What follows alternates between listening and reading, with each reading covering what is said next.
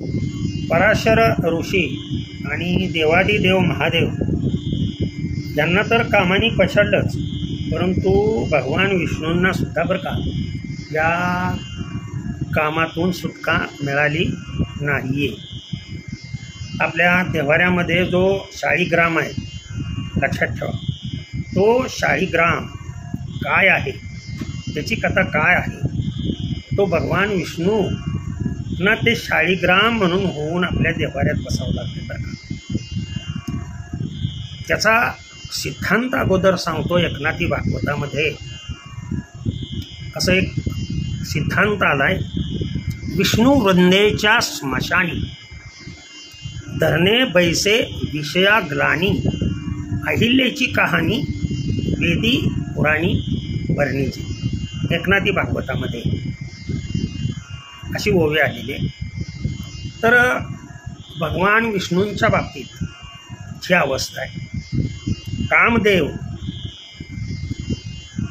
म्हणजे कामातूर झालेली व्यक्ती, देव असलं काय, महादेव असलं काय आणि ऋषीमुनी असले काय, यांना सुद्धा सोडलं नाही. पहा, देवांना सुद्धा सोडलेले नाही. पुढं विषय अतिशय गंभीर आणि अतिशय पटवून देण्यासारखा आहे. तर दैत्य, देव आणि दानव यांचं युद्ध झालं, लक्षात ठेवा.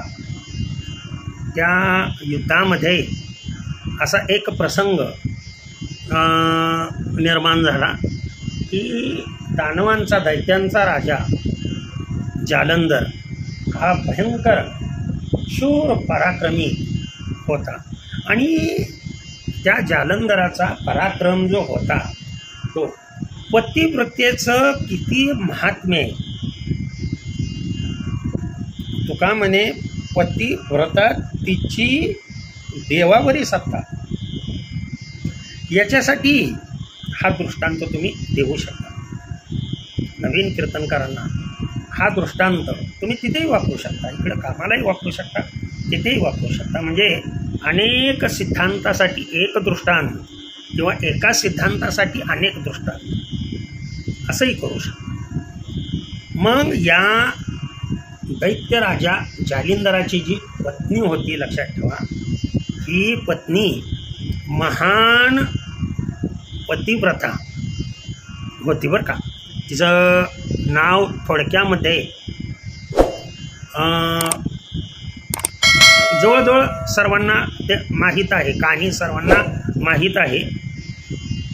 विष्णू वृंदेच्या स्मशानी म्हणजे जालिंदराची पत्नी वृंदा ही महान पतिव्रता असल्याने त्या पत्नीच्या पतिव्रत या सामर्थ्यामुळे तो जालंधर राजा जो आहे, जालंधर राजा दैत्यांचा, तो पराभव त्याचा होईना. सगळे देव थकून गेले आणि थकल्यानंतर भगवान विष्णूंना त्यांनी प्रार्थना केली की देवा, हे जालंधरला मारण्यासाठी तुम्हाला काहीतरी उपाययोजना करावी लागते. तेव्हा भगवान विष्णूंनी महादैत्य का जिंकला जात नाही याची चौकशी केली असता त्यांच्या असं लक्षात आलं की जालंधराची पत्नी वृंदा जी आहे ती पतिव्रता या सामर्थ्यामुळे जालंधर हा मारला जाऊ शकत नाही. म्हणून स्वतः भगवान विष्णूंनी ती जालंधराचं रूप घेतलं आणि वृंदेशी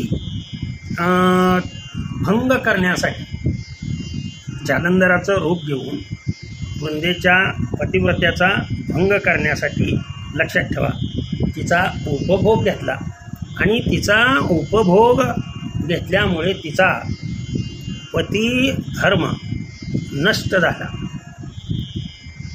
पण नंतर तिच्या लक्षात आलं की हे आपले पती नसून ही भगवान विष्णूंनी रूप घेऊन आपला उपभोग घेतलेला आहे, आपले हे पती नाहीत, हे भगवान विष्णू आहेत. त्यामुळे त्या वृंदेने बरं का श्राप दिला. बरं का, विष्णूला श्राप दिल्यानंतर काय म्हणून श्राप दिला की तुम्ही खोटं रूप, माझ्या पतीचं खोटं रूप धारण करून माझा उपभोग घेतला, देव असून सुद्धा माझ्याशी तुम्ही अशा पद्धतीनं वागला. मी तुम्हाला श्राप देते की तुम्ही काय व्हाल, दगड होऊन जाल. बरं का, पाषाण होऊन जाल. आणि तो पाषाण म्हणजेच आपण जो देव्हाऱ्यामध्ये भगवान विष्णूला शाळीग्राम म्हणून जी पूजा करतो, एवढ्या एवढी गोटी असते, लक्षात ठेवा, काळ्या रंगाची पाषाणाची, तो शाळीग्राम म्हणून राहावं लागलं. कुणाच्या श्रापामुळं हे घडलं तर वृंदेच्या श्रापामुळं घडलं. म्हणजे इतका कामाचा व्याप्ती असून देवादिकाला सुद्धा या कामाने सोडलेलं नाही. मग संतांना कामाने का पछाडलं नाही, प्रश्न निर्माण होतो ना मनामध्ये. संतांकडं असं काय सामर्थ्य होतं की ज्या सामर्थ्यामुळे संत महात्मे काम क्रोध लोभ यातून त्यांची सुटका झाली. त्या पण पुढच्या भागामध्ये काम क्रोधामधून संतांची सुटका कशी झाली या भागामध्ये आपण पाहूया. त्याच्या पुढचा भाग जो आहे तो रामकृष्ण हरी विठ्ठल कृष्ण.